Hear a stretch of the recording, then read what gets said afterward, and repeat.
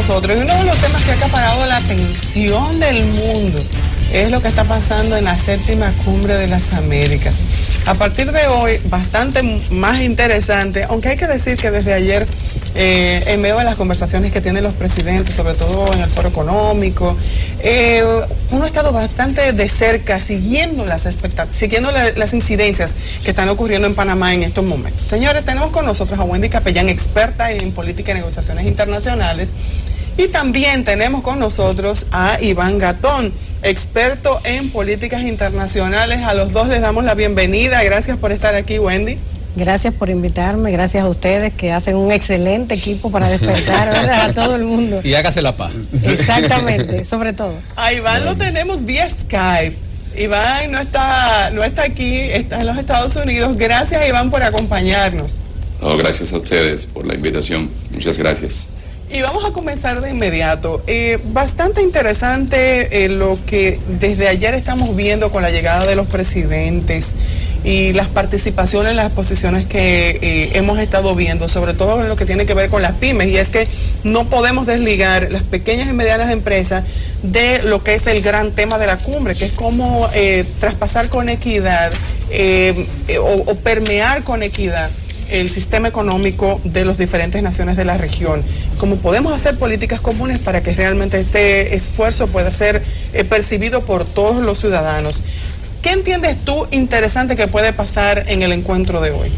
Bueno, tú sabes que ante todo quisiera darle un antecedente de lo que ha sido y de cuál era el objetivo primordial de la Cumbre de las Américas cuando se gesta la primera en el año 1994. Yo estuve trabajando en la Cumbre de las Américas desde el año 98 hasta el año 2002. Fui negociadora, jefa negociadora del capítulo de inversión extranjera. ¿Cuál era la intención que se tenía cuando se creó este acuerdo hemisférico en el año 94? Realmente el objetivo primordial era crear una zona de libre comercio de las Américas, un tratado hemisférico que fuera, como decía el eslogan del ALCA, que era el área de libre comercio de las Américas, desde Canadá hasta Tierra del Fuego. Es decir, era más o menos conformar un mercado de 800 millones de consumidores que era como Estados Unidos retomar y fortalecer sus relaciones con lo que era el patio trasero, en otras palabras, ¿verdad? La parte medio, el lenguaje del pueblo. Entonces, ¿qué pasó? Durante el año 98, que empezamos la redacción de los textos del Tratado de Libre Comercio, se fue avanzando mucho, y ya para el año 2002, cuando se tenía muy avanzado cada uno de esos capítulos, nosotros habíamos logrado una conquista a los países del hemisferio de América Latina, porque habíamos logrado que se incorporaran los niveles de asimetría de cada una de las economías según su nivel de desarrollo económico. Pero se da un tranque cuando Brasil, en manos de Amorim, asume la presidencia del ALCA. En el camino, el presidente Chávez de Venezuela dice, vamos a crear el área bolivariana, libre comercio de las Américas, y dice, vamos a mandar el ALCA al carajo y vamos a crear el ALBA. Entonces empiezan unos esfuerzos regionales por hacer un acuerdo paralelo. ¿Qué hace Estados Unidos? Que cuando Brasil llega y asume la presidencia y quiere poner énfasis en los temas que son de su interés, especialmente áreas de acceso a mercados agrícolas, el capítulo de inversión extranjera y el tema de los servicios, Estados Unidos como que no estaba en disposición de ceder. ¿Qué hace Estados Unidos? Que empieza con la estrategia de divide y vencerá, y empezó a mandar acuerdos de libre comercio bilaterales por debajo de la mesa. Le manda uno a Chile y lo firma, le manda uno a la comunidad andina, pero con Evo Morales, Correa, no prosperó. Entonces lo que hizo fue que, como no prosperó la comunidad andina, un TLC bilateral con Estados Unidos, decidieron hacer uno con Colombia, uno con Perú. Definitivamente fue la estrategia de divide y vencerá. Entonces como que se desbarató la mesa de negociación hemisférica, en donde cada uno sí teníamos redactado los textos del acuerdo muy avanzados según la naturaleza, las necesidades de nuestras propias economías, porque tuvimos un soporte muy bueno de lo que era el comité tripartito, la OEA, el BID y la CEPAL, y con mucho tiempo se hicieron compendios y se revisaron lo que eran las limitaciones que teníamos nosotros en nuestras legislaciones y todo eso se fue incorporando. Es decir, que era un tratado hemisférico de libre comercio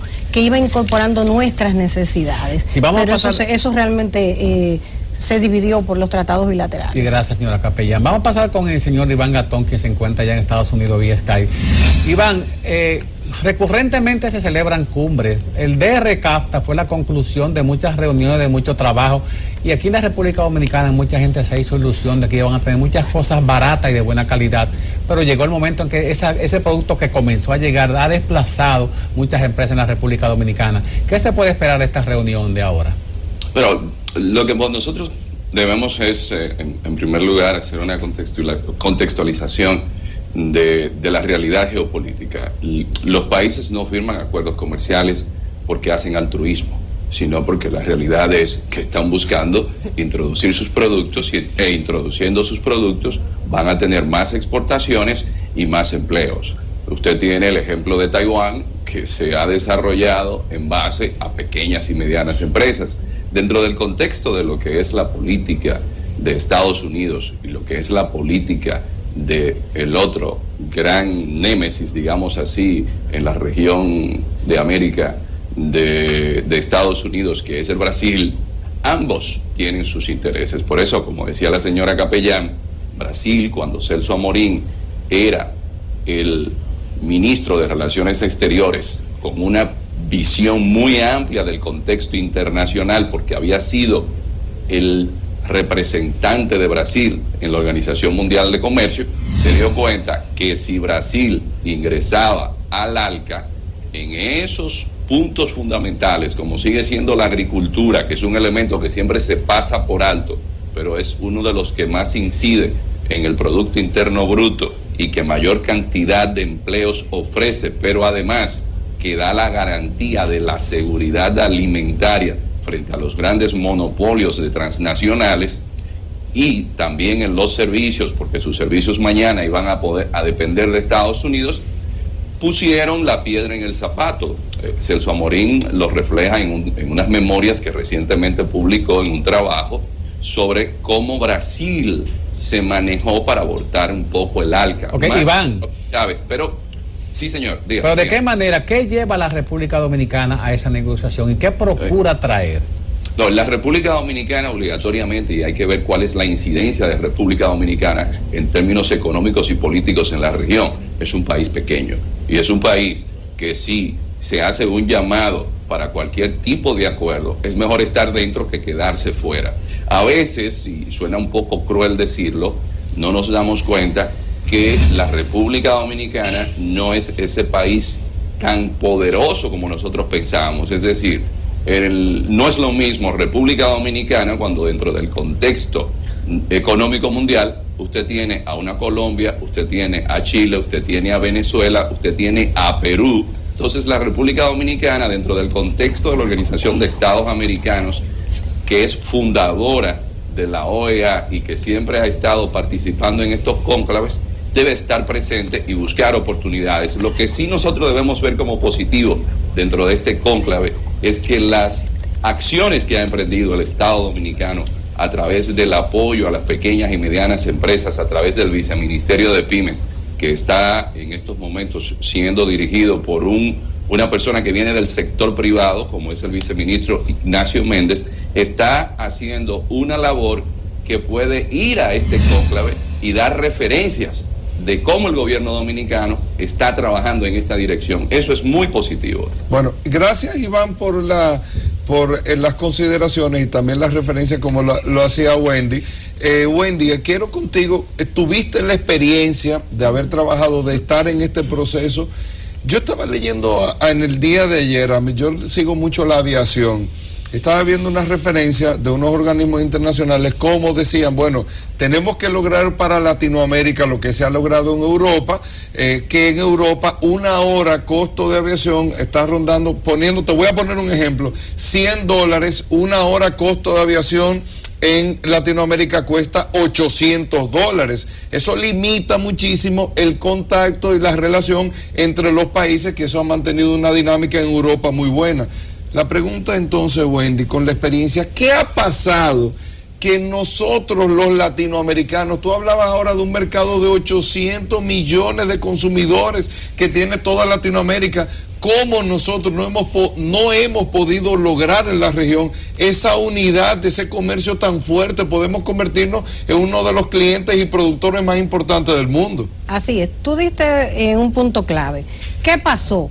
Al desbaratarse el ALCA, priorizamos los acuerdos bilaterales. Centroamérica de inmediato se pone en la mesa un tratado de libre comercio con Centroamérica y República Dominicana dice, yo no me quedo fuera porque si no empezaron a irse las empresas de Zona Franca, y el presidente Hipólito Mejía en ese entonces recibe la presión del sector Zona Franca, y recuerdo que en un momento nos apiaron del avión a todos los técnicos negociadores y mandaron a empresarios, porque ya era una decisión política que República Dominicana no se quedara, y lamentablemente la opción mejor era que teníamos que meternos en el DERE-CAFTA a como diera lugar para no quedarnos fuera, porque se iban a ir muchas inversiones que estaban en el país, pero lamentablemente el DERE-CAFTA no fue un acuerdo bien negociado, no fue negociado por técnicos, fue una negociación que se hizo al vapor en 3 rondas y que inclusive implicó que el presidente Mejía, para poder, digamos que congraciarse, tuvo que mandar militares a Irak, y eso implicó la renuncia del canciller Hugo Tolentino Dipp. Entonces, realmente tuvimos que pagar un costo. Logramos algo porque entramos al Tratado de Libre Comercio, se hizo lo que tenía que hacer, se hizo al vapor. Lamentablemente, hubiéramos obtenido muchos mejores beneficios. Entonces, ese es el trasfondo político que hay en todo esto, que es parte de lo que uno tiene que justificar para no echarle la culpa de que lo hicimos mal. No, lo hicimos porque era la única alternativa que nos quedaba. Ahora, ¿qué situación tenemos? Que nuestro sector productivo todavía no ha logrado, y es parte de del discurso del presidente Danilo Medina con el tema de la inserción de las pymes, el sector productivo dominicano no ha logrado encaminarse hacia la competitividad que necesita para poder aprovechar esos tratados de libre comercio. Se han hecho grandes esfuerzos, pero todavía falta mucho más esfuerzos, que son dentro de un plan de competitividad sistémica los esfuerzos del Estado con el sector privado, y por eso es muy importante que el presidente Danilo Medina reconociera que es un esfuerzo conjunto, que tienen que caminar de la mano los sectores estatal y el sector privado. Sí, pero pareciera como que esas trabas que impiden a la industria avanzar son trabas que le cuesta mucho al Estado y le cuesta mucho al mismo sector empresarial. El tema de la electricidad es uno de ellos por parte del Estado, y el tema de una visión más futurista por parte de los empresarios pudiera ser lo que está imposibilitando ese motor que nos lleve a ser más competitivos. Sobre ese aspecto y la falta de visión, me gustaría saber algo. Entramos tarde en el DERE-CAFTA, y me parece que mucho tuvo que ver esa falta de visión de cómo integrarnos y ese repentismo de resolver cuando ya las cosas estaban ahí. Vemos ahora unas relaciones diferentes entre Estados Unidos, o que comienzan a ser diferentes entre Estados Unidos y Cuba. En el día de ayer vimos cómo estaba ya la disposición por parte de Estados Unidos de sacar a Cuba de la lista de países terroristas o que propician el terrorismo, y con eso abre un poco más o da un poco más de apertura a Cuba. Hoy comienzan unas negociaciones en La Habana. ¿Qué implicaciones pudiera tener eso para nuestro país en el contexto de esta Cumbre de las Américas? Quisiera que me respondas tanto tú, Wendy, como la visión política que tiene Iván. Wendy, comenzamos contigo. Gracias. Una de las cosas más importantes, yo creo que se ha logrado con esto, es la apertura de romper con esos 50 años de aislamiento hacia Cuba. Hay algo interesante para los que en República Dominicana podemos decir, es una amenaza Cuba para nosotros, la inserción de Cuba amenazará nuestro turismo, la capacidad de nosotros atraer inversión extranjera. Mira, hay que reconocer que desmontar todo el andamiaje que ha hecho los Estados Unidos en materia institucional, de leyes, es una cosa que cuesta. El solo hecho del presidente Obama pedirle, tiene que hacer un informe al Congreso de los Estados Unidos para decir que Cuba ya no está propiciando, hay que sacarlo de la lista de países que propician el terrorismo. El Congreso tiene que durar 45 días para aprobar eso. Hay otro tema, y es que esa apertura implica desmontar el embargo económico. el embargo económico implica una ley en el Congreso norteamericano cuando tú tienes senadores que están en contra de esa apertura hacia Cuba. Es decir, es un proceso que va a ser mucho más lento de lo que se piensa, porque hubo todo un andamiaje para levantar este muro hacia esa hermana nación caribeña, que no es tan fácil de desmontar y que requiere el consenso tanto de republicanos como de demócratas, que no puede hacerle el poder ejecutivo el presidente Obama solamente. Antes de irnos a la pausa, quisiera escuchar la opinión de Iván. Iván. Sí, mire, nosotros tuvimos el beneficio de la cuota azucarera que le tocaba a Cuba cuando en el año 1960 la administración Eisenhower decidió comenzar a aplicar medidas restrictivas a la revolución cubana. Siempre República Dominicana se ha beneficiado del aislamiento a Cuba, y evidentemente que tenemos un país con mano de obra que pueden ellos decidir mañana por las peculiaridades del sistema a cuánto será la hora de trabajo y competir muy fácilmente contra República Dominicana, además de tener niveles de educación, como reconocen los organismos internacionales, mucho más altos que la República Dominicana. Aunque seamos amigos de Cuba, la realidad es que tenemos un gran competidor al lado. Vamos a hacer una pequeña pausa, pero enseguida vamos a volver para comentar sobre esto que está sucediendo en la 7ª Cumbre de las Américas. Hay muchos otros aspectos interesantes que conversar sobre ese aspecto, así que ustedes no se muevan.